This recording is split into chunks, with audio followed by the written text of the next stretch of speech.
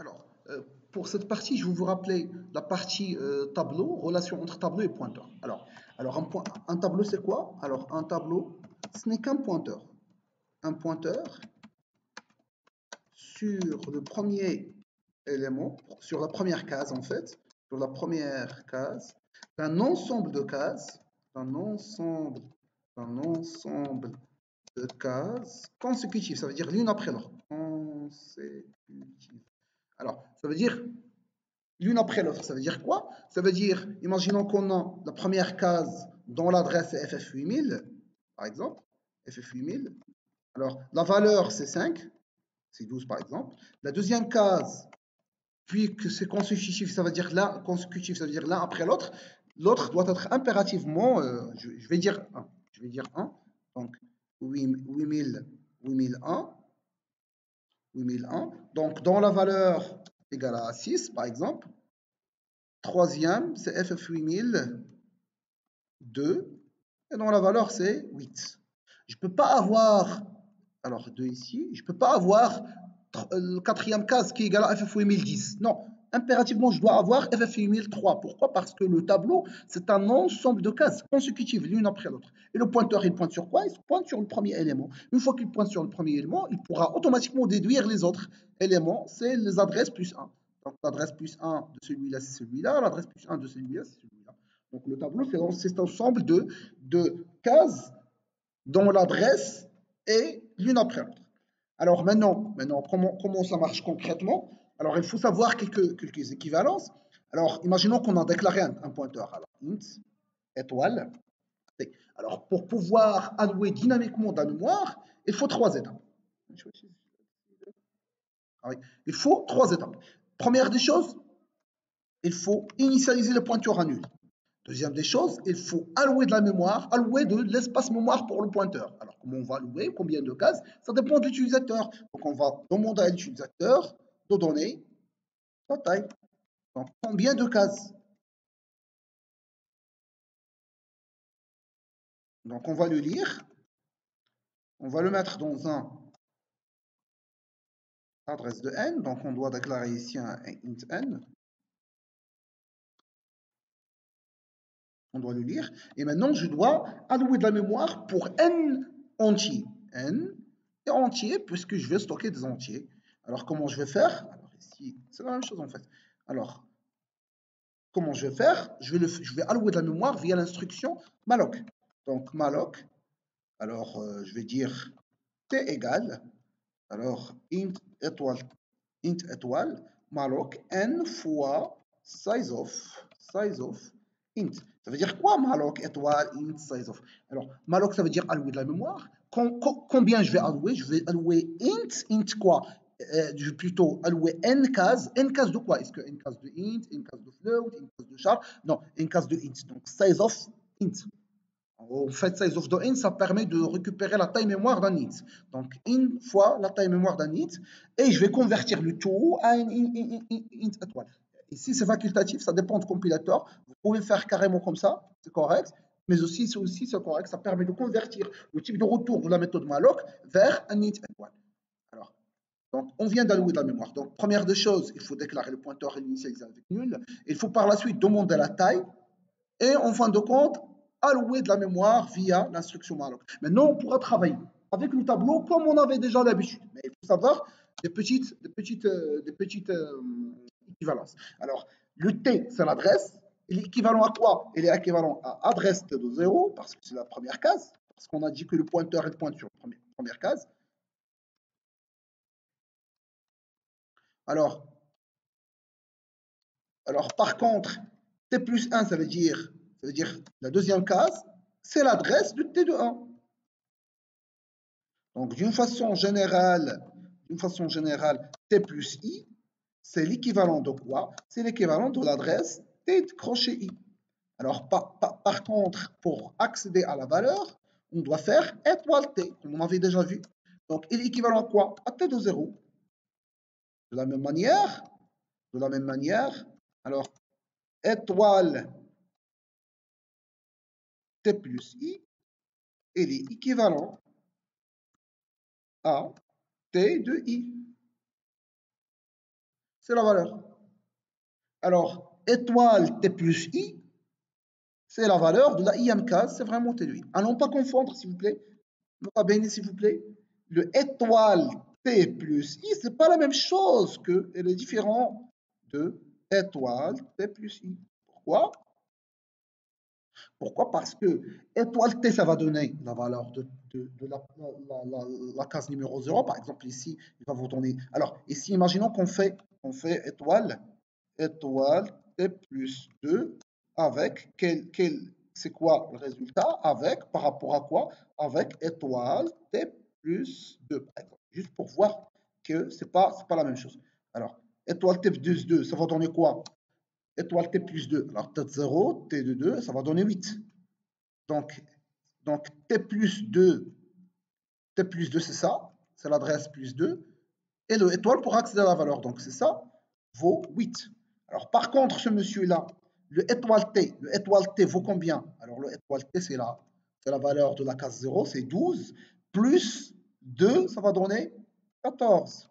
Celui-là est 14, par contre, celui-là est 8. Donc, vraiment, sont distincts. Les deux valeurs sont distinctes. Donc, à ne pas confondre étoile T plus I avec étoile, entre parenthèses, T plus I. Pourquoi? Parce que celui-là va accéder à la première case, on va y ajouter I. Par contre, celui-là, il va accéder directement à la case T plus I, il va récupérer la valeur dedans. Okay. Alors maintenant, on va voir comment on pourra travailler avec les tableaux, mais avec la version pointeur.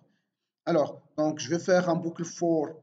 Je vais par exemple faire le remplissage. Alors, faire le remplissage, donc int i égale à 0, i inférieur à n, et plus plus. Et je vais demander printf élément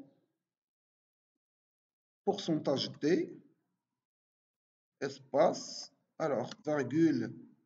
Soit ici, je vais faire un adresse t de i, ça c'est la première option. Ah non, dans le scanf plutôt. Alors, je vais déplacer ça dans le scanf. Alors, je vais lire. Donc, scanf.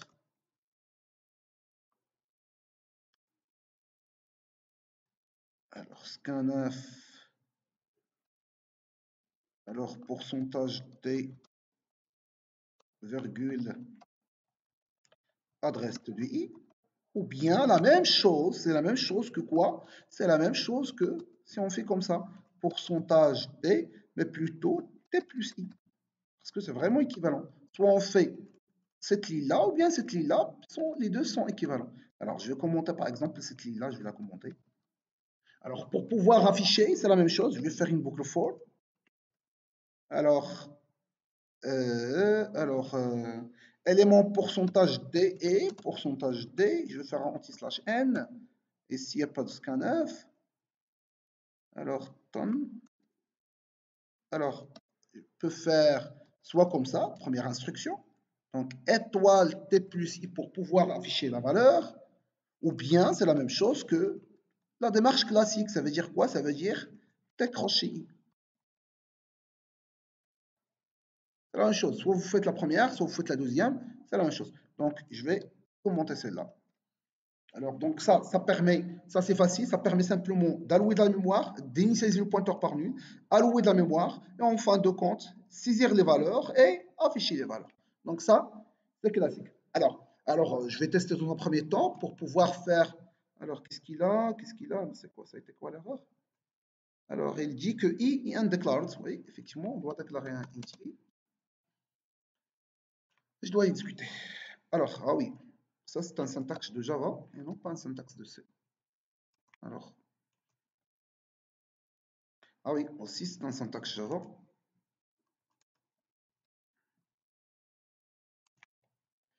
Alors, la taille, par exemple 5, je vais saisir les paramètres. Oh là là, oh là là. Alors, printf, élément, scanf, pourcentage d. Alors, printf, scanf. Alors, qu'est-ce qu'il a? Alors, printf, élément, pourcentage d. Je vais saisir. Il doit lire. Donc, il doit le stocker dans T plus I. Alors, I inférieur à N. Alors, où est la taille? Alors, scanf, pourcentage D. c'est adresse de n. Par la suite, je vais faire un malloc. T int étoile malloc n fois size of int. Par la suite, je vais faire un printf.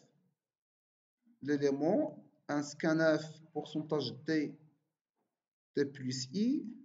T plus i, c'est la même chose que t crochet i. C'est la même chose normalement. Alors, adresse, je vais retester. Alors, la taille, c'est 5. Premier élément. Mais il y a quelque chose qui cloche. Ah oui, oui, ici, pourcentage D, j'ai oublié de mentionner c'est quoi. Alors, pourcentage D, c'est lui I. Alors, donc ici, je peux restituer, s'il vous plaît. C'était plus I, c'est correct. Alors, ici, il faut oublier de faire. J'ai oublié de faire le I. Alors, je peux exécuter. Alors, la taille, c'est 6. L'élément numéro 0, 9, 4, 6, 1, 3, 5, 61. Alors, l'élément numéro 9, alors j'ai commis une erreur. Alors, l'élément numéro premier, c'est I, l'autre, c'est étoile T plus I. Alors, je vais exécuter. Alors, la taille, c'est 4. Alors, l'élément numéro 0, 6, 7, 4, 5. Donc, élément 0, c'est 6, élément, c'est 7, donc c'est correct. Alors, on pourra faire cette boucle soit via la boucle classique en utilisant la variable I, soit en utilisant encore les pointeurs. Alors, comment je vais faire? Alors, je vais introduire un pointeur, donc étoile P égale à nul, égale à T. Donc, la première valeur du pointeur, c'est le premier pointeur sur la première case du tableau. Alors, par la suite, alors je vais le faire ici.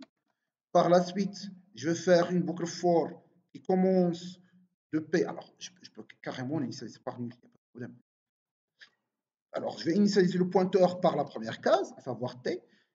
Il faut que le P, c'est la variable, notre variable, il doit être inférieur à l'adresse. Donc, P, c'est l'adresse. Il faut que l'adresse soit inférieure à l'adresse de T, ça veut dire la première case plus N. Et à chaque fois, je vais incrémenter l'adresse P++. Alors, l'élément pourcentage D et pourcentage D. Alors, l'élément pourcentage D, ça veut dire le numéro de case. C'est quoi le numéro de case? C'est le P, c'est l'adresse. On doit faire un moins T. Pourquoi? Parce que première case, c'est 0. Par la suite, le P va incrémenter, mais le T reste toujours le T. Donc, la différence d'adresse de P moins T, ça donne toujours l'indice I. Alors, par contre, la valeur, c'est effectivement, c'est P moins T. C'est le étoile de P moins T. Alors, c'est comme ça. Ça, c'est une autre manière pour faire les boucles for. Donc, au lieu de faire une boucle for avec des valeurs de I, on va plutôt les faire avec des pointeurs. Et ça va donner bien évidemment la même chose. Alors, qu'est-ce qu'il y a? Alors, l'élément... Alors, qu'est-ce qu'il a? Alors, il a dit que... Alors, étoile P moins T, c'est inacceptable. Pourquoi? Alors, étoile... Alors, P++, P, on va l'initialiser par T. Alors, long int. Alors, P moins T. Ah oui, ah oui. Alors, ce monsieur, il avait considéré comme étant un long, je pense. Ça veut dire la première adresse moins la deuxième adresse. C'est vraiment la case 0, la case 1, la case 2. Mais par défaut, il avait considéré comme étant long. Invalid type argument of an array. Alors, je vais... Alors, en fait, l'erreur, ça a été quoi? Ça a été que ici, c'est... Alors, bien évidemment, c'est P-T, mais ici, c'est pas vraiment P-T. C'est simplement, c'est étoile P. Alors, sans les parenthèses, si je veux. Si je veux pas, il n'y a pas de problème. Donc, c'est pas vraiment... Donc, le pointeur, à chaque fois, la case, c'est étoile P. Et l'indice, c'est P-T. Pourquoi? C'est la différence entre la première adresse, entre l'adresse de la boucle avec l'adresse de la première case. Alors, je vais exécuter. Alors, la taille, par exemple, est 5. Premier élément, deuxième élément, troisième élément, quatrième, sixième. Donc, l'élément 0, c'est ça, c'est 6, c'est etc. Donc, c'est correct, c'est vraiment correct. Donc, ça, c'est juste une autre façon pour pouvoir afficher la boucle for, mais en utilisant la boucle, mais en utilisant un pointeur auxiliaire et en bouclant via non pas la boucle for i classique, mais plutôt avec la boucle for en utilisant les pointeurs.